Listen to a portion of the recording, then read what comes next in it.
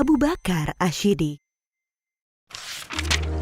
Abu Bakar bernama asli Abdullah.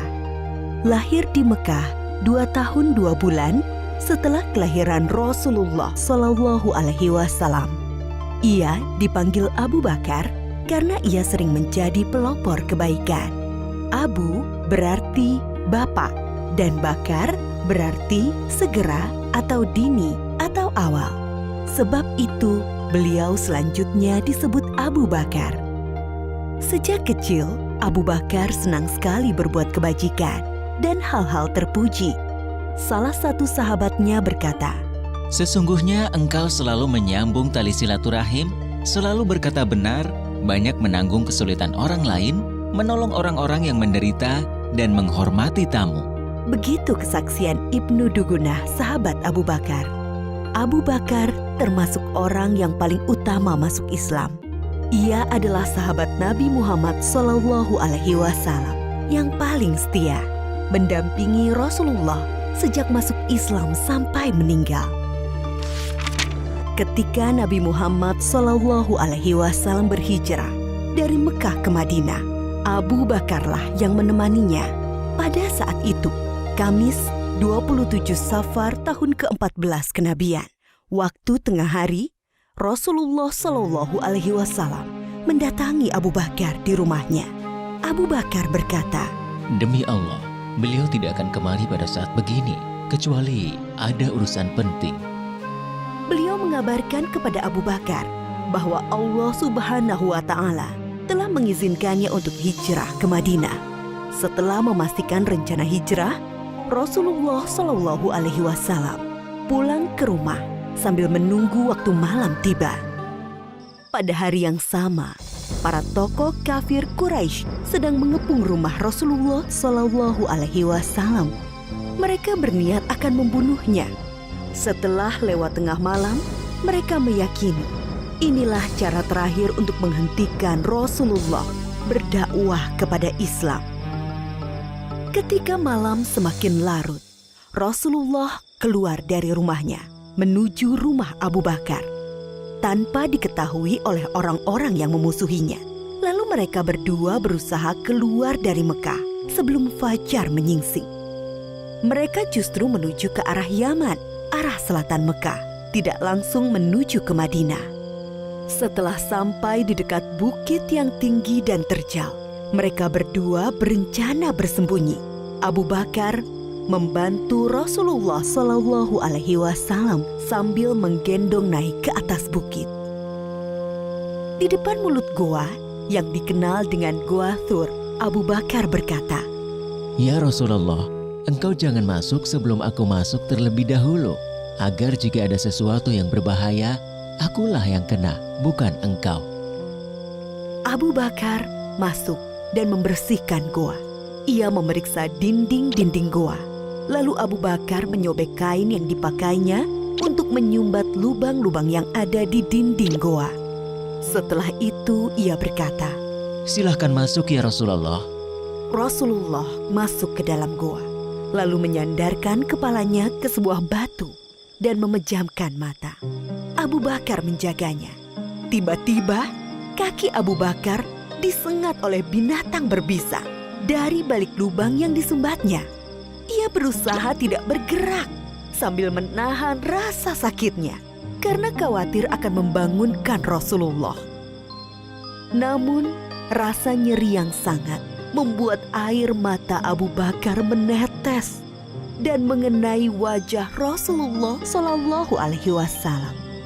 Rasulullah terbangun dan bertanya, "Apa yang terjadi, wahai Abu Bakar?"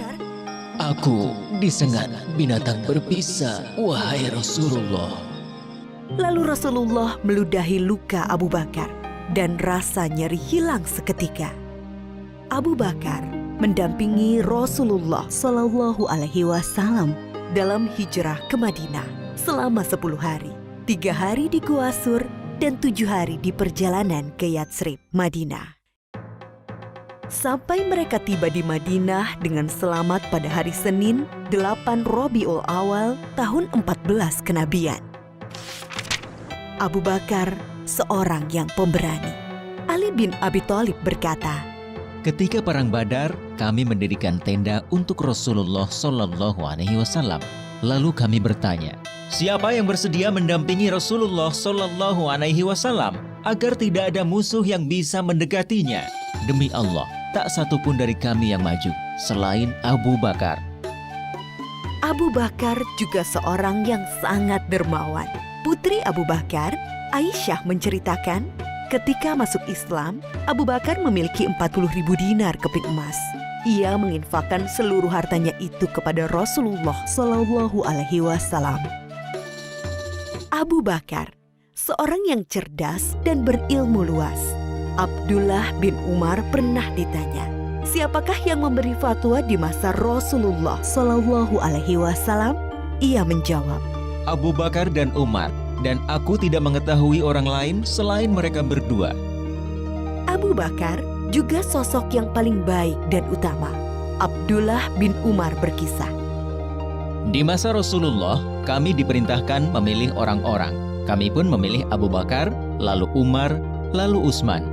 Dan terlihat Rasulullah Shallallahu Alaihi Wasallam tidak menentang hal itu.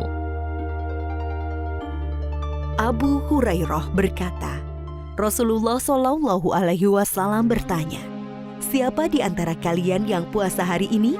Abu Bakar menjawab, Aku. Rasulullah Shallallahu Alaihi Wasallam bertanya lagi, siapa yang ikut mengantar jenazah? Abu Bakar menjawab, Aku.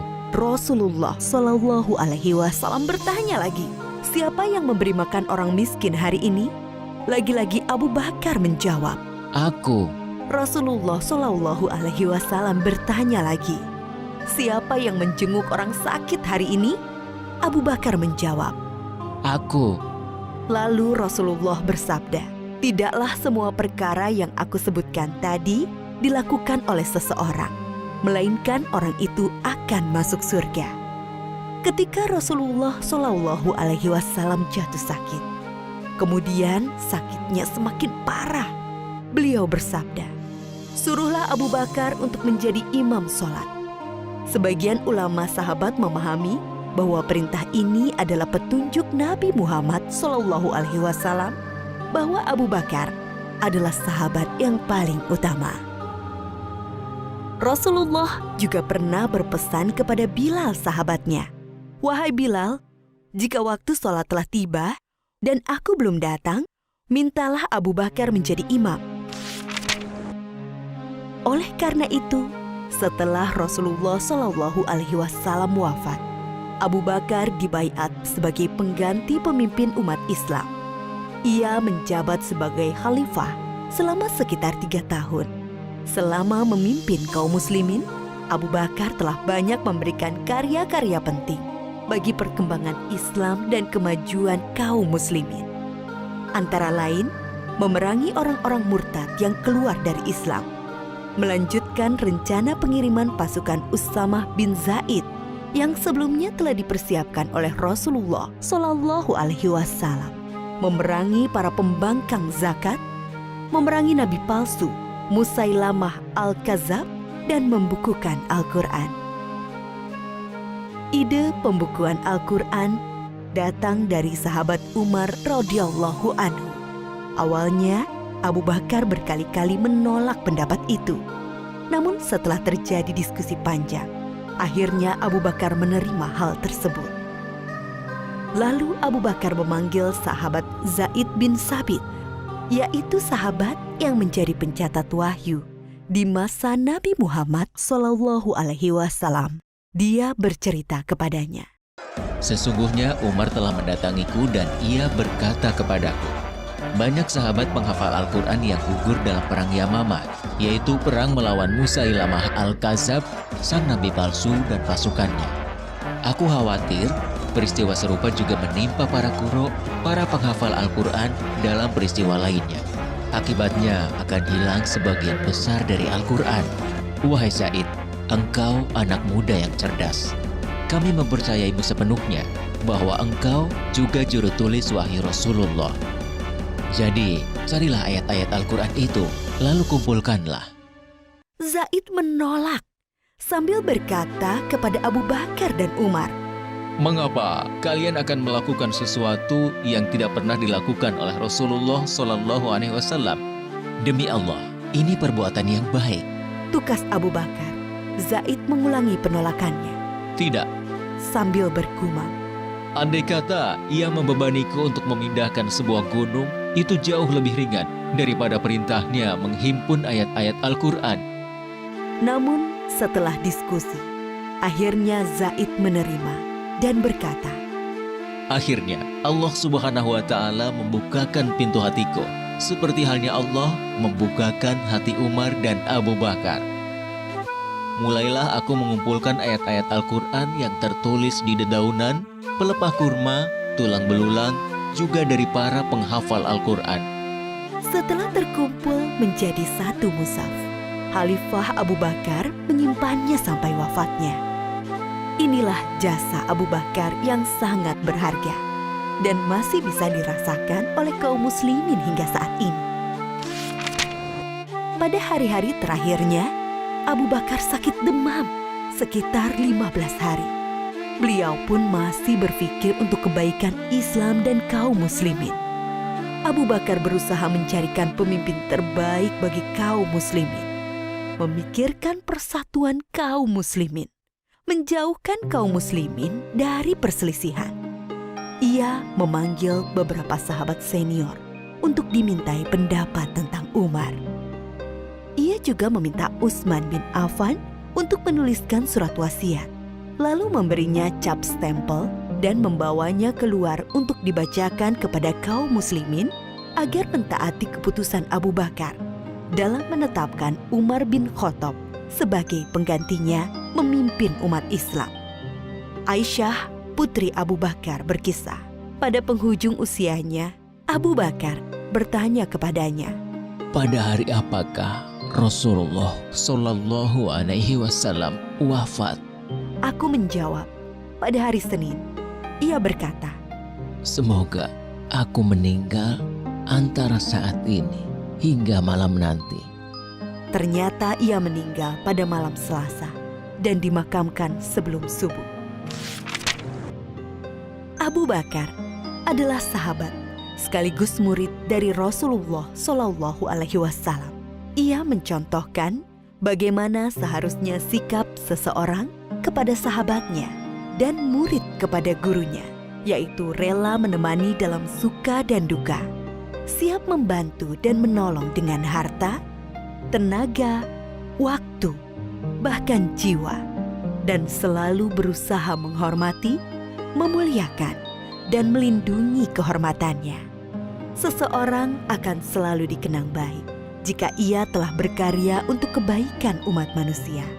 Dan sebaliknya, ia akan dikenang buruk jika ia berlaku jahat bagi manusia. Oleh karena itu, hendaklah kita beramal baik sebanyak-banyaknya. Kebaikan untuk Islam dan kaum muslimin atas dasar iman kepada Allah akan menjadi jariah. Pahalanya terus mengalir meski seseorang telah meninggal dunia.